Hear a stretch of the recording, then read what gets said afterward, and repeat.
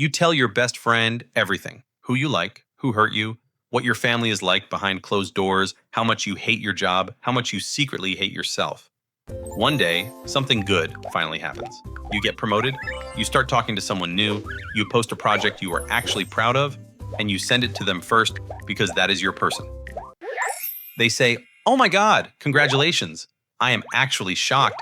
I thought your boss Loki hated you, but I am happy for you though." You laugh, but something in your stomach sinks, and you catch yourself wondering why every compliment feels like it comes with a slap. Welcome back to Simply Chaos, the channel for people who are not sure if they have best friends or professionally trained haters with inside information. Today's episode of The Scam is called Why Your Best Friend is Secretly Your Biggest Hater, the Frenemy Trap. Because sometimes the most toxic relationship in your life is not your situationship. It is the person sitting next to you, pretending to cheer. Let us start with the most confusing part. You are not stupid. You know what a clearly toxic person looks like. If someone screams at you, mocks you in public, or openly sabotages you, that is obvious. You block, you say bye, thanks for playing. The problem with a frenemy is that they are nice, mostly, sometimes, just enough. They text you, "I am proud of you," and then disappear when you actually need them. They like your post, but never share it. They comfort you when you fail, but go suspiciously quiet when you win.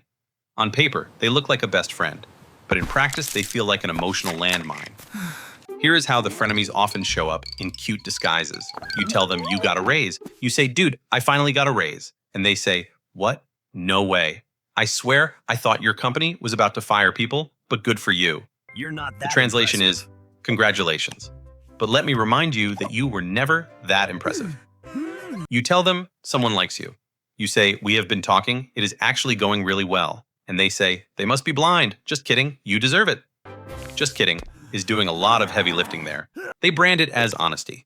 They say things like, "I am just real," and "I do not sugarcoat," but somehow their honesty always lands on you, on your looks, your work, your choices. Funny How that works. Then there is the spotlight stealer. You try to share something real, like, "I have been really anxious lately. I cannot sleep." Instead of saying, "Are you okay?" they say, "Same. I literally have not slept in 3 days. My life is actually worse than yours." You say, "I am stressed," and they say, "You think you are stressed." Suddenly you are not talking about you anymore. You are a background character in your own story. Gen Z accidentally invented a sport, the Suffering Olympics. You try to open up and somehow it becomes a competition to see who is the most burned out, the most traumatized, the most exhausted. And sure, sometimes it is just trauma bonding chaos, but with a frenemy, there is a pattern. They cannot let you have the spotlight, even in your pain. If you are struggling, they must be struggling more. If you are happy, they must quickly balance it with a low key. My week is worse, though. It is not friendship. It is a scoreboard. Next comes the digital shade expert. On Instagram, they are your biggest fan, but in the most backhanded way possible. They post a photo of you together and tag you with a caption like, "Always the messy one, but still love you." Or they comment under your selfie, "Okay, body. Remember when you used to look like a potato in high school?" Out loud, it is a joke. Online, it is just banter. But notice how the joke always exposes your insecurities, your weight, your skin, your awkward phase. They will be the first to post your worst angles. They will crop you weirdly in photos. They will make funny videos that somehow only clown you, not them. And if you ever say, "Hey, that hurt my feelings," they say, "You are so sensitive. It is not that deep. You know I love you." So your options become either laugh with them while they humiliate you, or be the boring, uptight friend who cannot take a joke. Awesome. Love this game. Then there is the one that hurts the most, the copycat. You change your style a little, maybe a new haircut, a new jacket, a new way of editing your videos. Next month, they show up as you. Same vibe, same colors, same captions. Twins. At first, it is kind of cute. You say twins. But then it starts to feel invasive.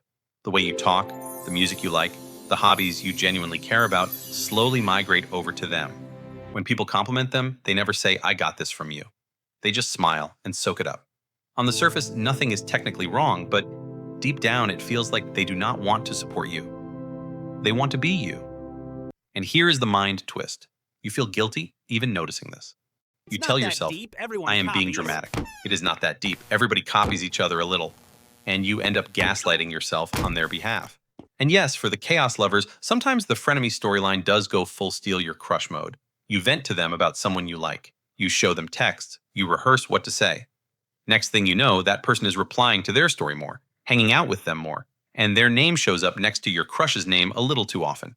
You joke, I see you stole my person, and they reply, stop, it is not like that, you are overthinking. But your body knows. You feel stupid. You feel replaceable. You feel like you handed someone a map to your feelings and they used it to walk right past you. Again, it is not always intentional evil. Sometimes it is just two messy humans being messy.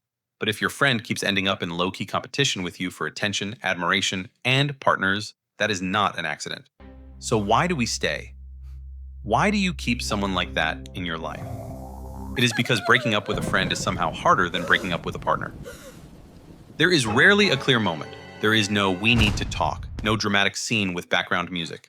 Instead, it is more like this. You feel weird after hanging out. You start dreading their texts, you mute their stories, but still answer their calls.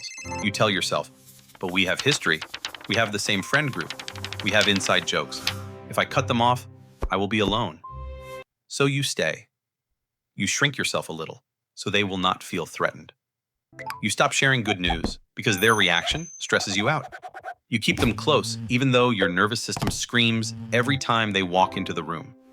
The scam is that you think you are keeping a friend, but what you are really keeping is a critic with very important person access to your life. Let us pause and be fair for a second. Sometimes you are the toxic friend, sometimes I am, sometimes we all are. We have all made insecure jokes. We have all downplayed a friend's win because we were low-key jealous. We have all trauma dumped and forgotten to ask, and you, how are you? Being messy does not automatically make someone a monster. The difference is in what happens when you bring it up.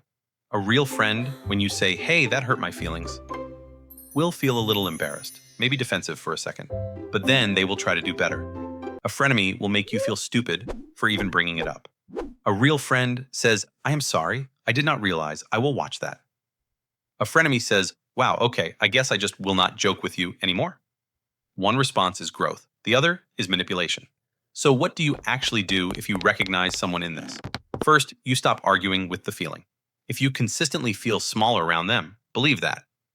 If every hangout leaves you drained instead of fed, if support always comes with a side dish of humiliation, if you are low-key relieved when they cancel plans, that is your body voting. Second, you downgrade the role they play in your life. Not everyone who has history with you deserves front row seats to your present. You do not have to send them every update first. You do not have to tell them your secrets. You do not have to invite them to every milestone. You can go from I tell you everything to I see you in group settings and keep it light. That is not petty, that is called boundaries. Third, stop waiting for a clean label like they did this one terrible thing, so now I am allowed to leave. Frenemy dynamics are death by 1,000 tiny cuts. They might never do something dramatic enough for everyone else to say, you should drop them. You will be tempted to stay because you cannot build a courtroom case, but your peace does not require evidence that would hold up in court. If you do not feel safe, you do not feel safe. Full stop. Fourth, and this is the hardest part, you allow yourself to grieve. Losing a best friend, even a toxic one, hurts in a very specific way. They were there for some good memories. You did laugh together. You did share real moments. You are not only losing a person, you are losing the version of yourself who believed this was safe. You are allowed to cry about that. You are allowed to miss them. You are allowed to feel stupid and still be right to walk away. And finally, here is a small plot twist. If you are scared that cutting off a toxic friend will leave you lonely forever, remember how much space that one person has been taking up inside you. The overthinking, the rereading of messages, the way you turn every comment into a personality test. When you remove that, you get your energy back. You get your self-respect back. You get your bandwidth back to actually notice people who do clap when you win without needing to be louder than you. You cannot attract non-toxic, healthy friendships if all your emotional chairs are taken by that one chaos guest who never leaves the party. Sometimes glowing up is not a haircut or a skincare routine. Sometimes it is quietly unfollowing, quietly distancing, quietly not inviting them to the next chapter. This is simply chaos. If you have ever laughed along with a joke that hurt, if you have ever downplayed your achievements so your friend would not get weird, if you have ever thought, if they did not know so much about me, I would have blocked them by now, this episode is for you. You're just sensitive. You are not paranoid. You are not too sensitive. You are just finally listening to the part of you that noticed the red flags before your brain made excuses. If this hit a nerve, you know what to do. Tap like, drop a comment about the most chaotic frenemy moment you survived, and subscribe to Simply Chaos so you do not miss the next time we gently roast your entire social life.